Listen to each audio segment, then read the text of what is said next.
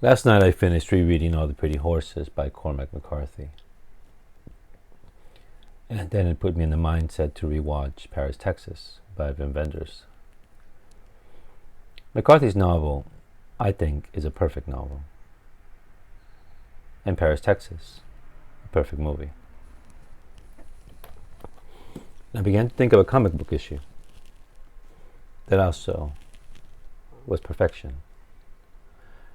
And I thought of Cerebus, issue number 36, the night before, published in the springtime of 1982.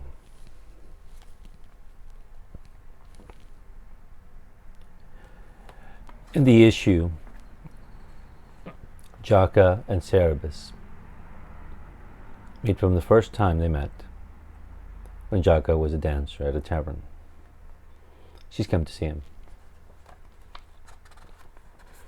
Since then, Cerebus has moved up in the world. He's an advisor to a prime minister. He flaunts his wealth, his power, his influence, trying to impress Jaka.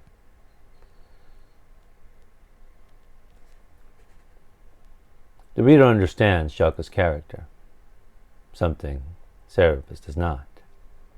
None of this impresses her. Cerebus is what we call in Spanish an egoísta, which is a stronger word than just being selfish because it defines the entire man. What Sim has done here is brilliantly captured two people at cross purposes. Cerebus is unable to see beyond his own selfish recklessness,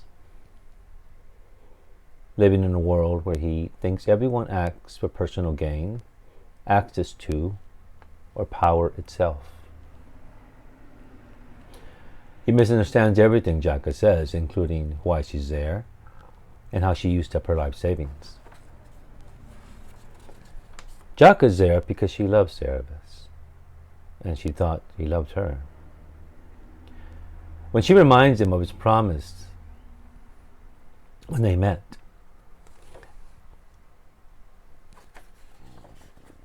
that he would, quote, kill a yak for my supper, Cerebus has forgotten the significance of the promise and instead tells her he'll buy her one, to which Jaka responds, I'm afraid it wouldn't be the same somehow. This reminded me of Hemingway's short story Hills Like White Elephants, where a man and a woman are waiting on a train. The woman looks at the hills and thinks they look like white elephants. The man dismisses it literally, not metaphorically, meaning for the woman that their love is over, or maybe never existed, except in her mind. Cerebus believes he's there for a handout because he's in poverty, wants access to him now that he's a somebody. Again, he doesn't understand Jaka. To make matters worse, she offers to make her his mistress, even though he already has a woman, Astoria,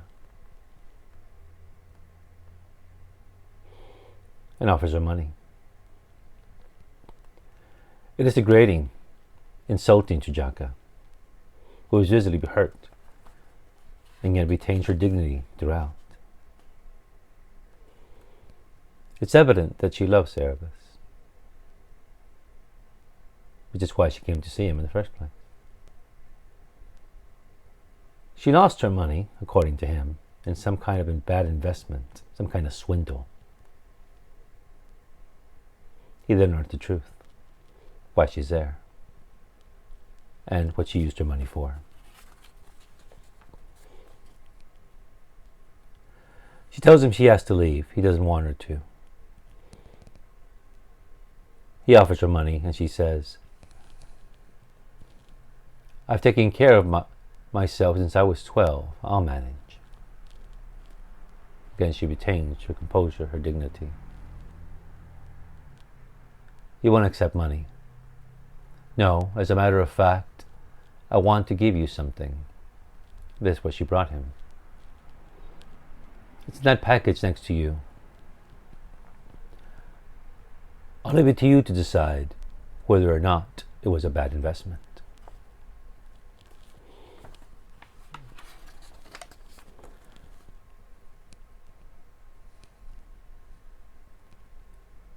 He goes to the package, opens it.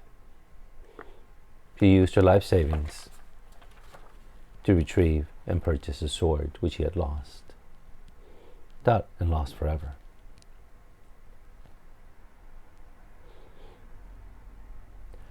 Now he's lost more than mere steel and metal. He's lost flesh and blood. Jaka.